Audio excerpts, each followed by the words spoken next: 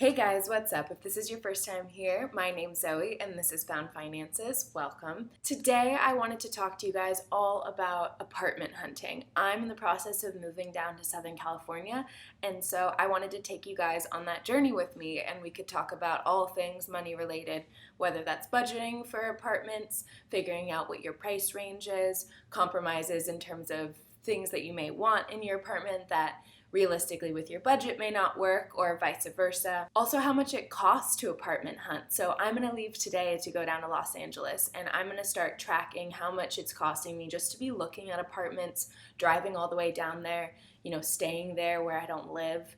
All those things add up, and that's not even the rent you're going to be paying or like the moving fees if you're moving from a really far place to get all your stuff there. So I really wanted to take this time to walk through how this experience is for me and how much I'm spending during it, and then also just generally let's talk about apartments. So yeah, I'm looking for an apartment in the Los Angeles area, kind of outside of downtown LA, more of Koreatown, Pico Union, MacArthur Park, that kind of general area. I'm looking for a studio apartment, and I'm trying to keep it under $1,400 with utilities included. So ideally, I'd like to find a $1,200 studio. That would be really awesome. And I'm also kind of up in the air in what type of lease I'm looking for. So there's obviously 1-year leases, which is pretty standard, and then there's 6-month leases that I've been coming across. What I'm really trying to look for is month-to-month or flexible leases, just because I'm going to move in July, and I really want to go travel. I had been planning to travel before COVID hit this summer, and so I really want to keep those plans and travel next year in 2021, probably starting around March. And so I'm really looking for like a 9-month lease, but the month-to-month would make it easier for me to just do that 9-month. So it's going to be interesting going down there and actually talking to realtors and seeing places in person and find out if I can actually finesse a 9-month lease, or if I'll compromise with a 6-month, or just kind of send it with a year and see what happens. But yeah, that's kind of where I'm at. Throughout this process, I'll talk to you guys about like how I came to that $1,300, $1,400 price range for myself. The other like money aspects of this that I'm sure will come up in the moment. But yeah, stick around. This should be interesting. I've never signed a lease before. I've definitely apartment hunted, but I've never gone through like a realting company. I've always subletted, or like word of mouth through other people, or then through my university when I was doing on-campus housing. So yeah, this is my first time actually going through the like rental agreement. I think I have to get like renter's insurance. I definitely don't know how to do that yet. So follow along with me as I figure all that out, and yeah, let's get into it. All right, hey guys again. I'm in LA now, and I'm waiting for my first apartment tour, which is going to happen in about an hour. I got here pretty early. I was just going to kind of check out the neighborhood for a bit beforehand, walk around, kind of get a vibe. I wanted to talk about COVID also with regards to apartment hunting and how that's been impacting my experience so far. So in-person tours, at least in Los Angeles, just started happening again. At least one realtor told me this past Monday. It's Tuesday right now, the 16th of June. So that just started up. Beforehand, it had all been virtual tours, and I know a lot of places are still doing just virtual tours.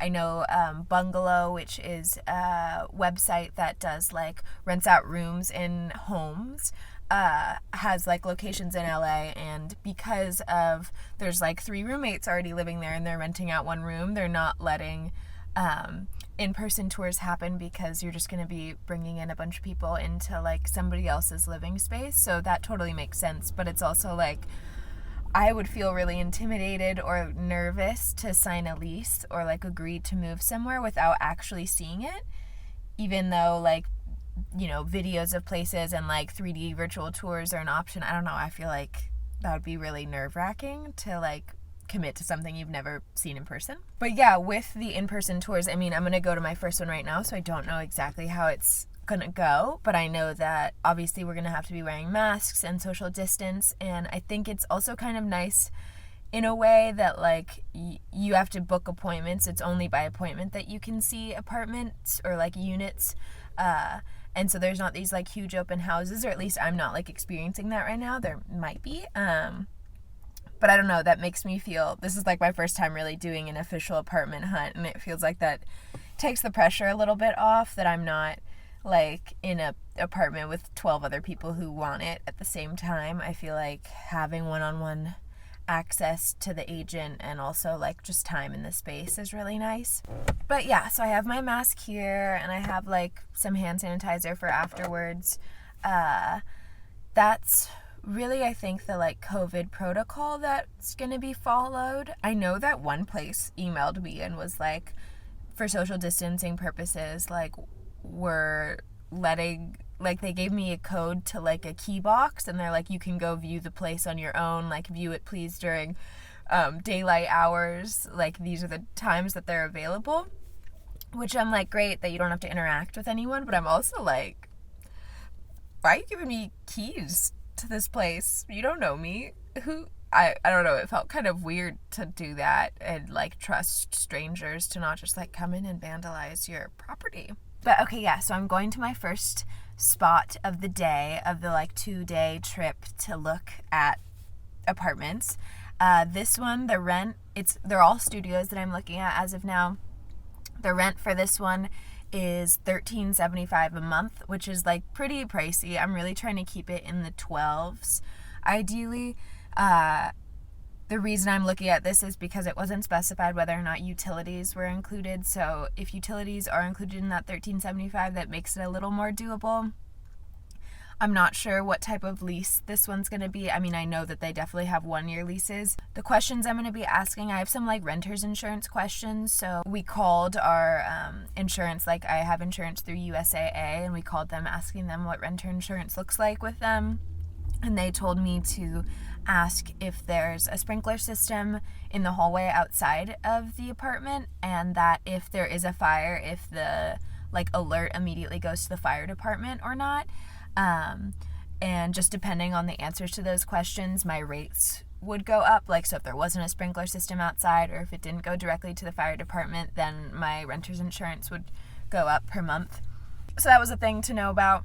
I'm going to ask about utilities. I'm going to ask about what type of lease it is. And then I'm also going to ask about just like their take on the neighborhood. I thought that'd be a good thing to like get people's just like 2 cents on that. Depending on like if it's a bottom floor unit, or there's people above me or things, I might ask if they know the people above them, if there's like a family above, or just for noise purposes. I'm trying to think what other questions are really good to ask. If you come up with any questions or think of something that would be really important to ask during an apartment hunt, please put it in the comments down below. Yeah, and then like I'm wearing like business casual. It's supposed to be like 80 degrees today. It's really like muggy and smoggy and oh god, LA. But yeah, so I'm wearing like some looser pants that are pretty like professional, and then just like this blouse which is like pretty lightweight, because I was like, I don't want to be sweaty, but I also want to look nice, so you rent to me. But yeah, I'll be sure to update you guys on how this one goes and how they all just go in general. I also want to talk to you guys about applications and application fees, because that's a thing that I've already started, but I'll get to that in a bit. So yeah, let's do this thing. Okay, so I just got back from the first tour, and it's hot under that mask. The apartment itself is pretty close to the freeway, and I've been talking to people who are native to LA, and they say that like being close to a freeway entrance is really good and like helpful in the city, which makes sense. But then like being close to a freeway, just definitely you could hear the sounds of the freeway from the apartment, not in the apartment but around it. The place I saw I really liked. They're redoing the floors, and they're putting in all new electrical, and they're painting, which I was like, that's nice. But it is $13.75, and I asked about utilities, and she said that electrical used to be included, but now they're like redoing the electrical, so it's not going to be included. So electrical is like $25. Then she said like trash and something else gets capped at $50 a month. And then gas I also have to pay for. She didn't like give me an estimate, so I'm betting it's about $100 for utilities, which means it's like $1,500 a month, which is pretty damn pricey for me, especially just like the area wise. Also, things that I didn't think about asking but that are important, it's like laundry and parking. So there's laundry in the basement, which was really nice. There was also an elevator in the building. They did have like the sprinklers and all the renter's insurance stuff I wanted to ask about, and they had a parking spot for $100 a month, which like I found a parking spot for this tour, but it was like really tight. The streets are pretty just lined with cars, so yeah, that was also like if I wanted to have parking, then it'd be another $100, which is like $1,600 a month just for like the place I'm living. I'm really just like talking at this camera as honestly a way for me to remember all of these places. I think it'll be helpful tonight when I'm like trying to go through everything to like hear myself talk about it all. I see right now that my mask has freaking lipstick on it, so yeah, I like reapplied lipstick and I was like, I need to look good, and then I put my mask on and I was like, doesn't matter. Yeah, okay, I'm gonna go to my next one. This one is like near MacArthur Park area, so yeah, here we go. Number 2.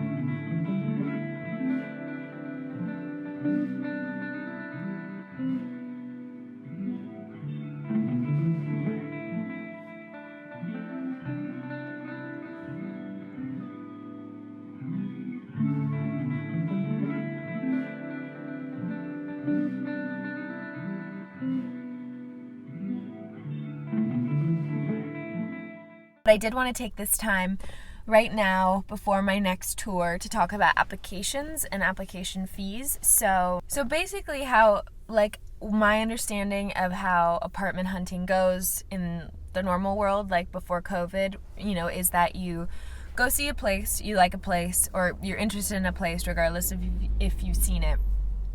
And the first step is to apply to the place, the specific address, specific unit.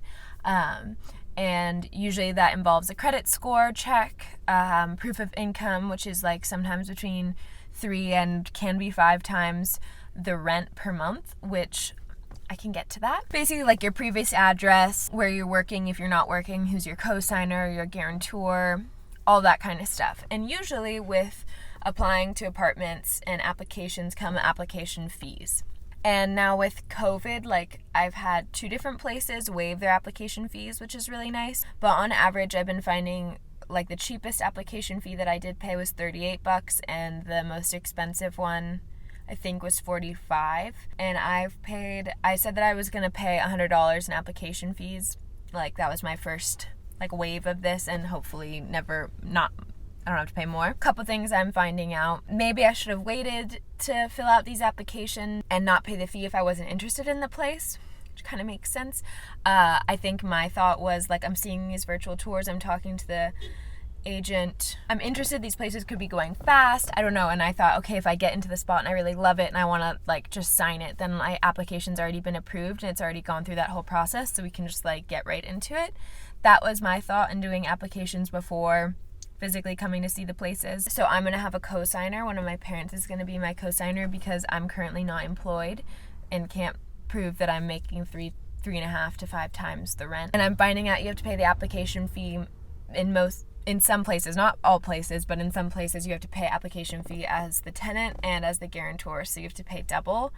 And it is only one time, so say that you don't like the specific unit you applied for, but the same company and like realting agency has other units that you like and you want to apply to a different one, they can just transfer your application to a new one. You don't have to pay the application fee all over again. It's really just when you're going between agencies that you're going to have to pay multiple application fees. So yeah, that's kind of like what I've been learning about application fees and the whole process. There's also holding fees. So for the last one I saw, they said that I could hold this apartment, like if I really wanted this unit, I could put $100 holding fee on it, which basically I think just means it's like kind of mine until I officially sign the lease, and they're not going to be giving it up to anybody else. And then that $100 is going to go towards my security deposit once I sign that lease. Within the first 24 hours of giving them my holding fee, if I wanted to revoke it and like I change my mind, I can get that $100 back within the first 24 hours. Otherwise, if I don't get approved for some reason on their end, they'll give me back the $100 holding fee. But if it's like I put the holding fee down and then I found another apartment and I really liked it and I went up to them and I was like, just kidding, like I'm not interested in it anymore, can I have my $100 back? That's when they say no. After the 24 hours, they're like, you were really committing to this place. We're also, thinking that you're going to commit, so we're not showing it to other people. That's why you lose it. Yeah, so that's kind of my 2 cents on applications, application fees, and holding fees. Let me know if you have any other questions or like things I didn't touch on in this part. I'd be happy to answer them to the best of my knowledge. Hey again, I'm on day 2 of my apartment hunt. Yeah, today I have a lot of places already lined up. I think like 9 or 10. So it's going to be just like back to back to back. I brought some food with me. And yeah, I actually wanted to talk about the expenses I've been accruing while I've been apartment hunting. So I've mentioned the application fee. I'm staying with family friends, so I'm not paying for like an Airbnb or a hotel room as I'm searching, which is just saving me buttloads of money. So that kind of evens things out for me in my head a little bit. The other thing that I've had to fill up twice for gas so far, which is super nice. Food-wise, I bought a chai latte for $4 yesterday, and then I've just been bringing my own breakfast and lunch with me from the house, or like I brought food from home down here, and then the family I'm staying with have been nice enough to like give me a banana in the morning and things. So that's great. I'm saving money there. Parking fees like $1 or something like that if I have to pay. Yeah, so those are kind of the expenses as of right now. You could definitely anticipate, if you're trying to look for a place and you don't live there, paying for a room of sorts to stay in while you're searching if you don't know anyone in the area. Public transport if you're doing that, car stuff if you're driving like I am, food, and then application fees, holding fees, rent in general once you find a place hopefully you like. So yeah, my next one's in about 45 minutes, so I'm gonna head over there now.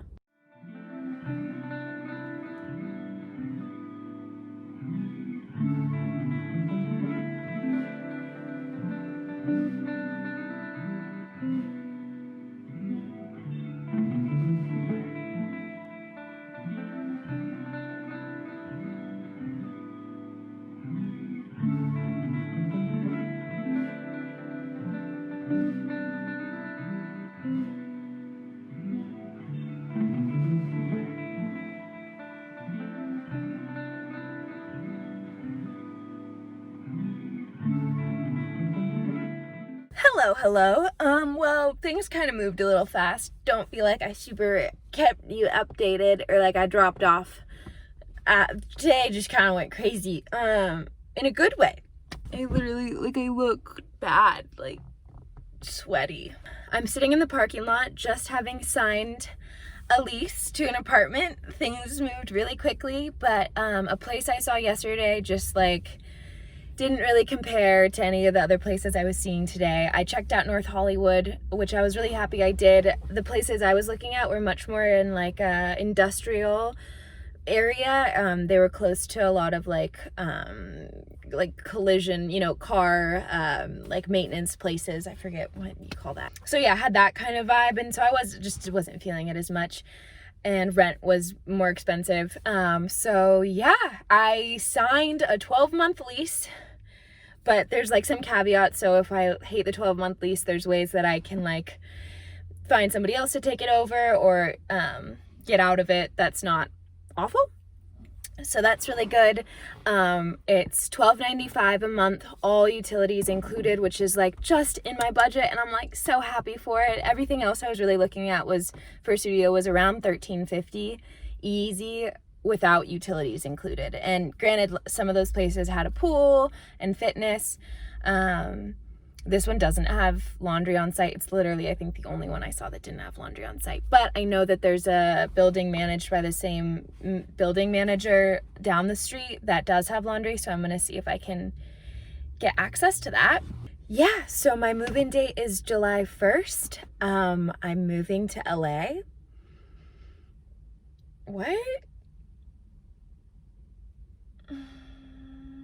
Oh my god. Yeah, I'm moving to LA. Yeah, I'm just gonna go back to where I'm staying now and celebrate that's over.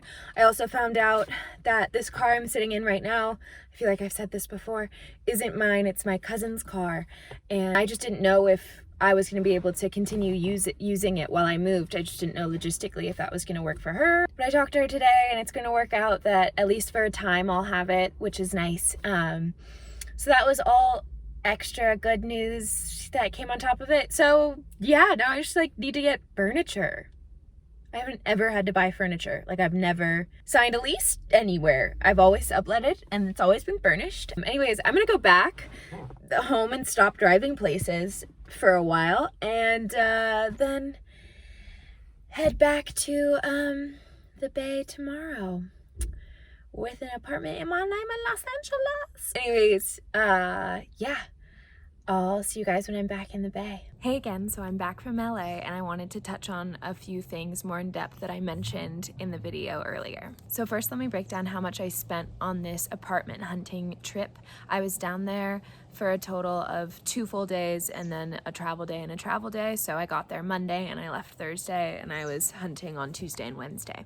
So again, we're gonna go in categories, and my first category was gas. So I filled up 3 times and it came out to an even $67, which is fabulous. I have a Honda Fit, so it gets pretty good gas mileage, like around 35 miles a gallon. Then there's food, and like I said in the video, I brought a lot of my food with me, so I only went to Subway and like I got a latte, so that came out to $12, which is really nice and also not very common, I don't think. I didn't have to spend any money on housing because I was staying with family friends. And then the application fees that I spent ended up coming out to $132.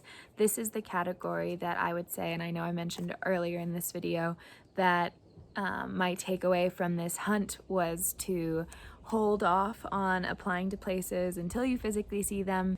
It's just a waste of your money if you go and see it and it totally didn't pan out to be how you imagined and you wasted all that time filling it out and that money applying and you're not interested. I think one of the main reasons that I started applying before I saw things this time around was really COVID related. I didn't know how much I was going to be able to see in person. So yeah. And then the last thing was the security deposit that I ended up putting down on my place. So holding fee wasn't available as an option for me, and the security deposit was the equivalent of first month's rent. So my place is $12.95 a month, and so I put down $12.95. And when I go back the day before July 1st, I'll put down the first month, which is $12.95 again. And how security deposits work is you put it down, and if by the end of your lease you haven't messed up the apartment or done anything wrong or caused any damage, they'll give you that security deposit back. So it's hopefully I didn't spend anything, if that makes sense. But yeah, right now I'm $12.95 out. So another thing I wanted to touch on was that in applications I mentioned that you often had to prove your income was a certain, like was 3 times or 4 times the amount of rent. There was one place, Red Oak, like realting group, they required 5 times your income was 5 times the rent, which no one else did, and me and my family, we couldn't qualify for that. That wasn't a thing. So, and this kind of brings me to a rule of thumb about rent in general, and there's a lot of different ways you can go about it. A lot of people have different opinions on how much you should be spending on rent as a portion of your income. I really like the kind of thirds rule, so a third of your income should be spent on rent. With unemployment, I'm making around $4,000 a month, and so arbitrarily $1,300 is basically a third of that. So that's what I was kind of trying to stay around and how I created my budget to begin with. I'm just hoping that when I do get a job, I can maintain that. I need to. Now I'm really in the next steps phase. Like, I have to transfer my health insurance down to Southern California. I have to get renter's insurance, find furniture. There's like a bunch of to-dos on my list of things to figure out before I move down there. So I'll definitely be making a video tracking all of that stuff, kind of separate from the apartment hunt since I'm done with that now. So stay tuned for that. I hope you guys enjoyed this video. My name is Zoe. Thanks so much for watching. Don't forget to subscribe, like, or comment anything you want down in the comments below. Okay, cool. I'll see you guys.